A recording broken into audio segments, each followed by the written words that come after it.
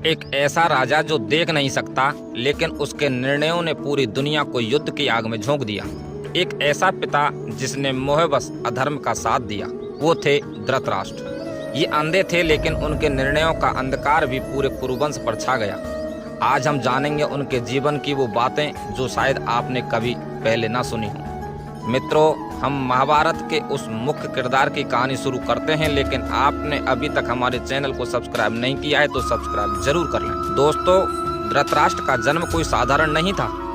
उनके पिता थे स्वयं ऋषि वेदव्यास और माता थी अम्बिका। जब अम्बिका ने ऋषि वेदव्यास को देखा तो उनका चेहरा इतना भयानक लगा कि उन्होंने डर के मारे अपनी आंखें बंद कर ली। तभी वेदव्यास ने कहा, जैसी दृष्टि वैसी सृष्टि। इसलिए अम्बिका के गर्भ से जो संतान उत्पन्न हुई वो अंधी थी।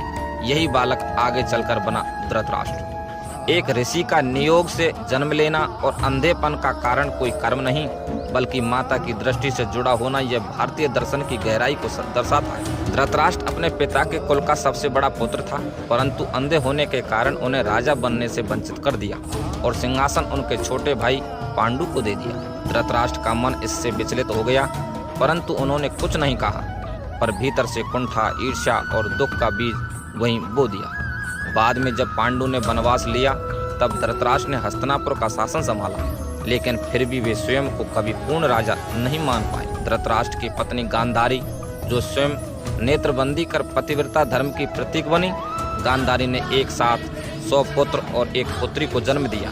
इन 100 पुत्रों में सबसे प्रमुख था दुर्योधन। इन्हें सभी को कौरव कहा गया, लेकिन दुखद सत्य ये था कि धृतराष्ट्र का मोह पुत्र विशेषकर दुर्योधन के प्रति उन्हें अधर्म और अन्याय का समर्थक बना देता है। धृतराष्ट्र अंधे थे, और वो केवल शारीरिक रूप से नहीं, वो धर्म की दृष्टि से भी अंधे हो गए। भीष्म, विदुर और भगवान श्री कृष्ण ने उन्हें कई बार समझाया कि उनका पुत्र दुर्योधन अधर्म के मार्ग पर चल रहा है, परंतु मोह और प्रेम के कारण उन्होंने कभी अपने पुत्र को रोकने की शक्ति नहीं जुटाई।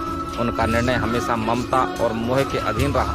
मित्रों, अगर राजा में विवेक नहीं हो तो राष्ट्र का पतन निश्चित है। महाभारत युद्ध में धृतराष्ट्र सशरीर तो उपस्थित नहीं थे, परंतु युद्ध की हर घटना, हर मृत्यु उन्हें संजय की दिव्य दृष्टि से सुनाई जाती थी। और भगवान श्री कृष्ण ने अर्जुन को जो गीता का ज्ञान दिया, वह सबसे पहले धृतराष्ट्र की ही सुन रहे थे। दोस्तों सोचिए, वह राजा जो अंधा था, वो भगवत गीता का प्रथम श्रोता बना। यह हमें दर्शाता है कि दिव्य ज्ञान केवल दृष्टि से नहीं, बल्कि श्रद्धा और विवेक से प्राप्त होता है। युद्ध समाप्त हो गया, सारे पुत्र मारे गए, धृतराष्ट्र की गोद वीरान हो गई और वो गांधारी, कुंती और विदुर के साथ वन को चले गए।